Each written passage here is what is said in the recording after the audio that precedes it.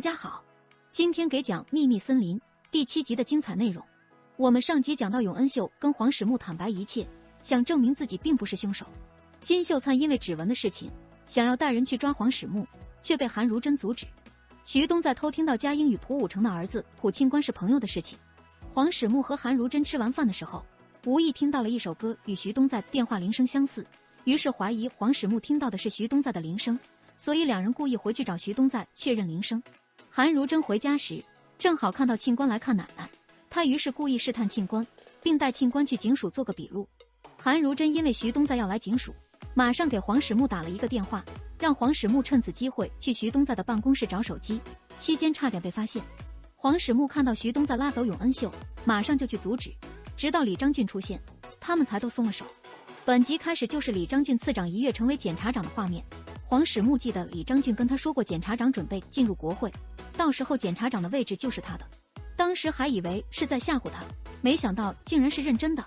李章俊接受了同事们的祝福后，慷慨激昂地讲了一段话。李章俊荣升检察长，徐东仔再也不敢造次。他立刻拿出佳音的手机，开机后又迅速关机。手机现在就是个烫手山芋，唯一的办法就是毁灭。完事后，他让助理查一查全国的高尔夫球场，看看2天前有没有人以金南镇的名义预约。虽然黄始木没找到手机，但他还留有后手。徐东仔就知道自己已经被怀疑，那第一反应就是查看手机是否还在，然后考虑如何把手机丢掉。韩汝珍早已整装待发，只要跟着徐东仔，无论他是去查看手机还是丢掉手机，都能抓他个现行。另一边，李章俊成为检察长，办公室当然也得换了。而在这之前，他还有一件事要做。他拿出一个盒子，里面有一个钱包。所有事的起点就是这个钱包，这要从一顿再寻常不过的普通饭局说起。对方只是帮他结了账而已。回去的路上，他多看了2眼这个钱包，就被有心人记下了。因为这一顿饭，一个钱包的人情，他无法拒绝对方的下次邀约，从此越陷越深，久而久之就熟络起来，变成人脉。李章俊徒手撕碎钱包，这些东西本该在第一次就拒绝的，现在就算代价再大，也必须拒绝。李章俊上任的第一件事就是彻查西部地检，他要看看有多少人在腐败的道路上前行。李章俊也是成为检察长，次长的位置就空出来了。部长有点想法，而尹科长也有点奇怪，明明是部长让他查的黄始木，可他却把真实结果汇报给李章俊，跟部长说黄始木一切正常。那边韩汝珍一路跟着徐东仔来到蒲武成家，徐东仔好像在寻找什么，眼看徐东仔准备离开，韩永珍立刻溜走。同事很有眼色，故意帮韩汝珍拖延时间。徐东仔是空着手出来的，不知是没找到他要的东西，还是把东西藏起来了。韩永珍继续跟了上去，可刚转过弯，就看到金灿秀在跟徐东仔打招呼。可金灿秀认识他的车，被发现的话就完蛋了。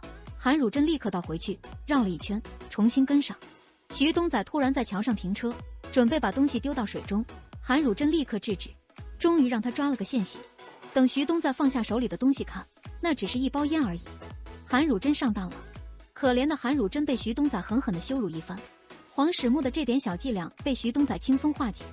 他来到江边，正准备丢掉手机，又传来奇怪的声音。他回头一看，周围没人，可能是附近的人在瞎喊，或是听到了幻觉。他丢掉手机，总算了却一桩心事。然而事情哪有这么简单？随后黄始木就来到这里，韩汝珍正在跟同事小张打捞手机。原来黄始木为了确保万无一失，把小张也叫上，对徐东仔进行双重跟踪。韩汝珍在桥上暴露后，小张一路跟到这里。就在徐东仔扔手机时，那个奇怪的声音就是小张发出来的。佳英的手机在下午1点30分左右还开过机，1点30分是徐东仔发现办公室被搜后，知道被怀疑，还敢冒着风险开机，可见手机里肯定有什么不可告人的秘密。功夫不负有心人，韩汝珍捞到了手机，手机在水里抛了很久，不知道能恢复多少数据。让助理调查的高尔夫球场有消息了，徐东仔比他们快了一步。永恩秀来到黄始木家，好像有什么话要说。他认为能惩罚李章俊的人只有李允范。佳英的手机虽然在徐东仔手上，但也不能排除凶手把手机弄丢后被徐东仔捡到的可能，而且永恩秀也很可疑。另一边，韩永珍在警局睡觉，灯突然熄灭，气氛诡异。这时佳英突然如鬼魅般出现，韩永珍从睡梦中惊醒，原来是一场梦。与此同时，佳英的病房迎来一位神秘女人。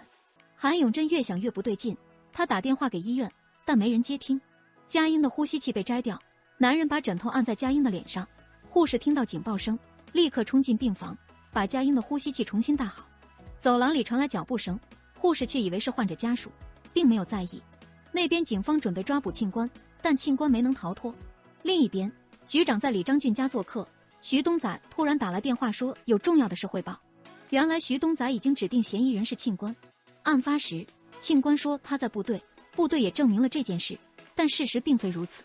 那天庆官不仅不在部队，更重要的是晚上10点到凌晨1点30分，没有人能为他做不在场证明。蒲武成在警大队庆官身上砸了不少钱，让他从小就开始学习高尔夫。庆官的专长就是高尔夫，别的什么都不会。进部队后就被安排成驾驶兵，可驾驶兵只是个幌子，他其实是个高尔夫兵。把他安排成驾驶兵是为了方便带着一起去。徐东仔之前去蒲武成家就是为了找高尔夫球具，可家里并没有，唯一的可能就是带去部队。还有一点，案发当天晚上，庆官一个人在外面，没人知道他的行踪。部队之所以会给他打掩护，是因为团长金南镇白天去打高尔夫了，上班时间出去打球被发现的话，团长也下不了台。徐东仔确认过下午4点30分开的球，9点左右去参加一个饭局，一直到凌晨1点30分。庆官吃完饭后就在车上等团长，10点左右有人看到过他，但之后的3个半小时再也没人见过他了。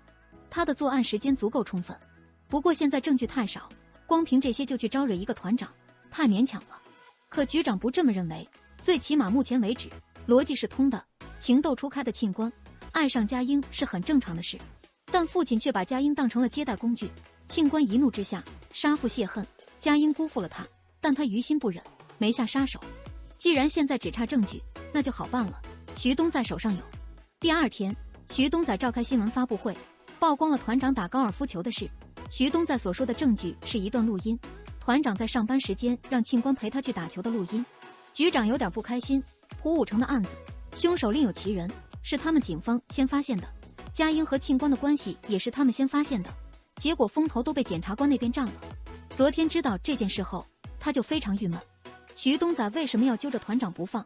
因为他手上还没有确凿的证据，证明真的是庆官干的，所以就拔水搅浑，转移大众的注意力，争取时间。现在唯一的机会就是尽快找到证据，或者拿到庆官的自白。另一边，韩永贞他们找到的手机泡在水里太久了，恢复数据需要一点时间。黄始木突然醒悟，上了徐东仔的当。与此同时，李章俊想起了岳父的话，让他找一个替死鬼把这件事摆平，不管庆官是不是真凶，都来得恰到好处。团长被传唤到西部地检，李章俊亲自招待他。那边徐东仔正在审问庆官对于杀人的事，庆官拒不承认。与此同时，李章俊也在询问团长那天晚上参加饭局时中途有没有见过庆官。团长的答案决定着庆官的命运。庆官删掉手机里和佳音有关的一切，徐东仔都知道。他不听庆官的解释，甚至还暗示庆官让他认罪。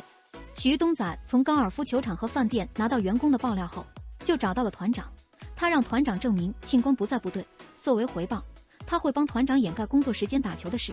团长提醒李章俊，徐东仔非常阴险。那边，韩汝珍找到团长夫人，从他那了解到佳音被绑架的那晚，庆官跟他在高尔夫球场。永恩秀来找黄始木，看他的样子有点不太对劲。永恩秀准备坐电梯，恰巧碰到了徐东仔，被强行拉了进来。永恩秀当然不会给他好脸色。出电梯后，永恩秀在大庭广众之下让徐东仔不要再纠缠他，但没想到他透露出了黄始木曾下过水。徐东仔立刻紧张起来。永恩秀也没想到徐东仔竟然不知道这件事。徐东仔打听到庆官那天去警局做笔录时1点才离开，而他当时打开手机的时间是1点30分，正合他意，可以完美嫁祸给庆官。庆官的东西被警方没收，里面没有佳音的手机。徐东仔暗示金灿秀手机很有可能被藏在家里，他让金灿秀立刻去蒲武成家。而此时庆官被警方严刑逼供，徐东仔来到蒲武成家，只要把手机藏好，等金灿秀来了，待他找到手机，庆官的罪名就坐实了。但没想到韩汝珍早已在这里等候多时。黄始木突然出现，徐东仔愣在当场，但他并没有放弃抵抗，还反咬李章俊，说人是检察长杀的。而此时的李章俊正在删除一些文件。本集完，全剧人员智商在线，韩汝珍和黄始木双重跟踪，竟然也被徐东仔识破。庆官也被徐东仔设计成替罪羊，连团长都被设计好。面对着这不断的反转和最后徐东仔的反应，难道幕后黑手真的是李章俊？被抓的徐东仔还会交代出哪些秘密？编剧脑洞大开，每个人都可以。在欲望面前，人都是向自己的利益看齐。剧中每一个人每走一步，都将自己的利益最大化，但利与弊，成功与否，就看每个人该如何选择。但到底谁才是杀害佳音的凶手？目的又是什么？庆官下一步又该何去何从？秘密森林第7集的故事大致就结束了，感谢大家的观看，我们下期见。